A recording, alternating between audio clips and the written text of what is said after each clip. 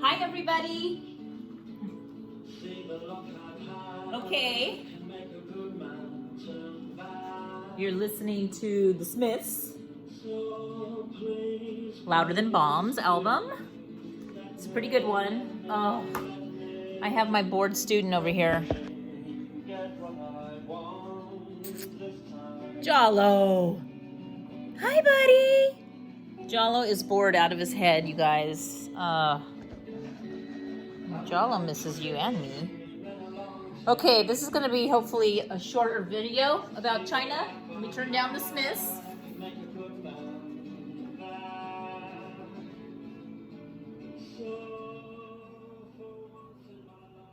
Okay, so we left off, so hopefully by now I should say that you have read the first two sections and have done your RFK for each. And hopefully by now you've figured out, is it better for you to listen to my lecture and take notes on it and then do the reading for the RFK and do the RFK? Or do you prefer to do the RFK first and then hear me lecture on it and you take notes? Okay, regardless, your choice. I know that some of my students definitely have preferences. Okay, so our story has now covered material that patterns have been established in that the mistrust between the West and the East, and when I say that I mean between the European countries that were imperializing, taking advantage of China, and the United States, has its roots in a while now. So I need you to keep in the back of your mind that the Chinese are very weary of trusting the West. It all began with the Opium War. It proceeded with the spheres of influence, the extraterritorial rights, infiltrating China to make money. We also had the Treaty of Versailles that was written, and the land that was once China's, which should have gone back to China perhaps, didn't go back to China. It went to Japan, and I'm talking about the land that the Germans took over. And then World War II hit. The Chinese, who were involved in their own civil war between the nationalists and the communists, comes to a halt. And that's the turning point for the communists, because they had promised land, literacy, and food to the peasants along the way of the Long March and even after. And when Mao does get into the position of power, he doesn't forget about the peasants and he distributes the land. The Great Leap Forward happens, it's a wreck. And the Cultural Revolution happened, and that was a crazy time in history for China. And now we have, this was the last slide that you took notes on, and now we are starting with some of the leaders of China who began to change China to how it is today, okay? Because this entire time I have been talking about how you cannot have private property in a communist government. And that is slowly going to change into the China that is today, which is incredible actually, because they have a communist government and a capitalist economy. And it's never been done before, and they're doing it. Okay, so let's introduce ourselves to Zhao Enlai. And he's one of the first ones to worry that China is isolating itself. And so he decides to invite the United States table tennis team to come to China. Table tennis is also known as ping pong. And ping pong's huge in China. So this was kind of like, yeah, let's do this. You know, I love sports for so many reasons, but sports brings people together, and it's an easy format to make connections. So they're going to make the connection through sports first, rather than politics, sports. And when he invites the table tennis team to China in 71, it opens the door for President Nixon, who's the president of the United States at the time, to come to China. And he does a year later in 1972. And President Nixon, he's the one, yes, he did get impeached, and he was impeached because he bugged the Democratic headquarters and got caught. And even though he was pardoned by President Ford, a lot of people remember Richard Nixon for only that. It was called the Watergate scandal. You should also know that President Nixon was one of the first presidents, he was the first president to actually open up the doors to de-thaw the Cold War relations around the world, okay? But specifically with communism. And he's the very first president of the United States to visit China and to visit the Soviet Union, okay? So he gets a bad rap for a lot of things. You know, it wasn't cool what he did at all, but he does de-thaw the Cold War. Okay, Deng. Okay, this is the next guy, Deng. And he is a survivor of the Long March. So he's been with the Communist Party for a long time. He is the one that begins the path that China currently is on. And what I mean by that is he introduces capitalistic ideas. Okay? And he creates these 4 modernizations, which is he pumps a lot of money and effort into defense, agriculture, industry, and science and technology. And he changes the course of China in that people can begin to have private property. Okay? Notice he dies in 1997. Okay, so he is the prime minister or president of China for a while. And he also is known, he's the one that stays the course between this very, very strict communist government, in that, I mean, there is no freedom of the press, no freedom of speech. You do not elect your officials. Basically, the way it was described to me is, in China, you have a choice, okay? And if you guys were in this classroom right now, and there's 2 doors in that classroom, one door would lead to a life that you used the ideas of capitalism, and you created your own business, and you made a ton of money.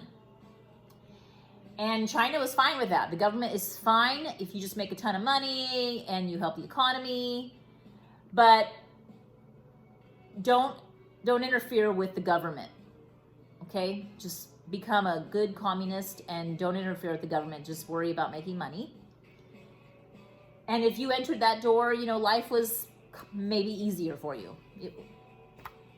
Or you could enter another door and not believe in the idea of not having freedom of speech or freedom of the press or freedom to give your opinion on your leaders.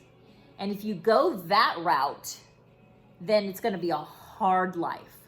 And the government will make it a hard life. You would be called what's called a dissenter. And a dissenter is somebody who does not agree with a type of government, and they make it vocal. So dissenters in China are silenced, crushed, imprisoned, watched, and they don't get to advance in their jobs or given maybe bad jobs. So it's not an easy life if you're a dissenter in China. Okay, so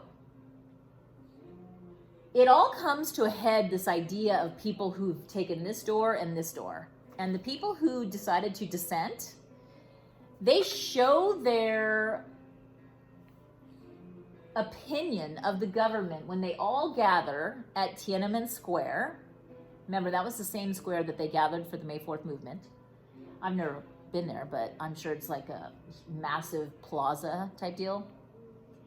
And it was made up of students. And another pattern that we can establish in history is change tends to come from students.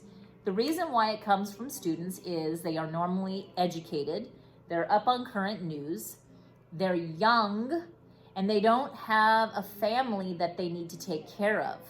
So if they get beat up, or if they, get thrown in jail maybe, they don't really worry about it as much as maybe a person who has to make sure that they can bring home a paycheck to pay for their little kids who need food.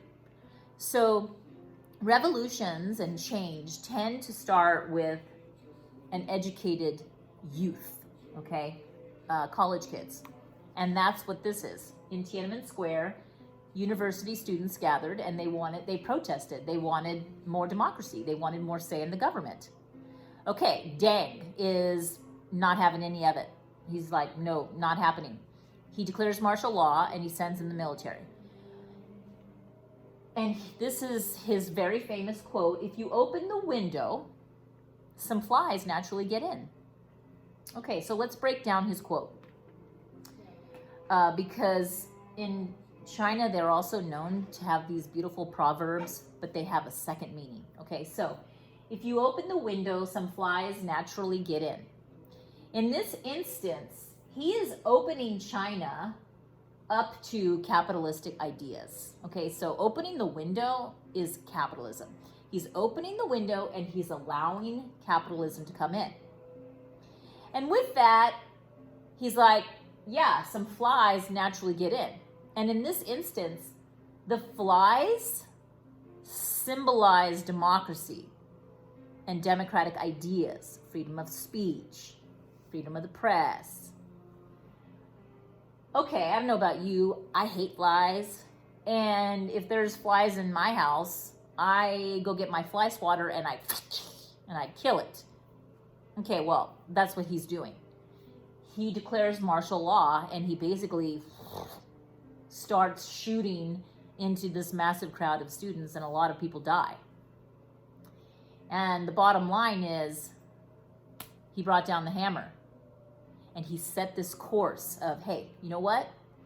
If you want to question the government, if you want to question the communist government, then your life is going to be hard and we will take action.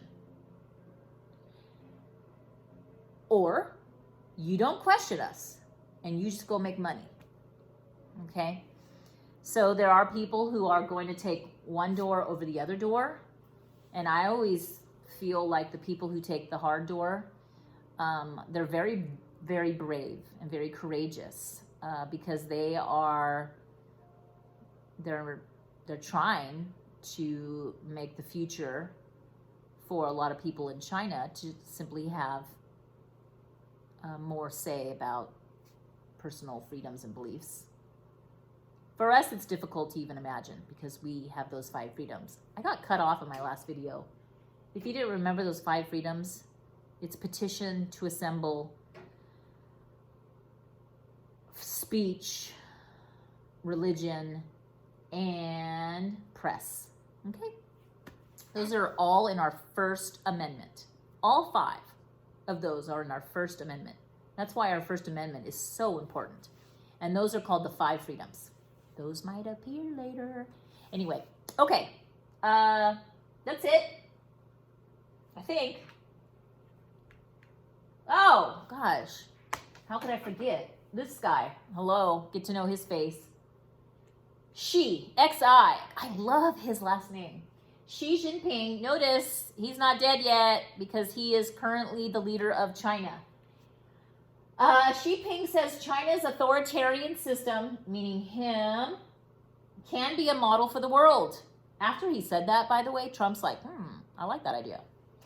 China's constitution was changed from a 10-year term limit to a lifetime term in 2018. So just a couple of years ago, Xi garnered so much power and control in the Communist Party, he was able to write into the Constitution that no longer would the president only have a 10-year term. It would now be life. Okay, let me back up for a little bit with you. Mao is the only one that had a life term position of power. After Mao died, the communist government wrote into their constitution a 10-year term limit. The reason why they did that is because Mao went off his rocker, meaning he went crazy during the Cultural Revolution. And they thought, no, we don't ever want to put ourselves in the position of having that happen again. So let's just write into our constitution 10-year term. That should be enough. Okay, well, this is unprecedented. Now she has the exact same amount of control that Mao did. And if there's a name that you should know, it is Xi, X-I, because he's going to be around for a long time. The X in Chinese or Mandarin is sh, so Xi. And he controls everything pretty much. As a matter of fact, he kind of looks like Pooh Bear, Winnie the Pooh, and people started making fun of him. And now in China, because the internet is so locked down with control of the press and freedom of speech, you can't even Google Winnie the Pooh. And it's like no longer will Winnie the Pooh images come up. I should say that Tiananmen Square and the massacre that happened there, it is also not available on the internet. It will never be found in China. They don't even know about it because it's information that they don't want the people to know about. My husband teaches an architecture program. Normally in the summer we're gone. And last year we had 2 students from China, and they didn't know about Tiananmen Square until they came to the United States. And they were really interesting to talk to. Okay, bottom line, this whole time I've been talking about how China under communist rule never had any private property, because you can't have private property under communism. I've been saying that for a while now. And I need you to know that as the story of China has progressed, we are now here. That says China has a communist government and a capitalist economy. Okay? Which is kind of why they're somewhat of a powerhouse right now. Anyway, okay, now we're done. That's the last one, I think. Yes. Okay. All right, guys. Jala woke up because I clapped. Oh, now he's doing his thing again. Oh, this ended. Okay, well, you know me. I love to end on my cute dog. Where are you?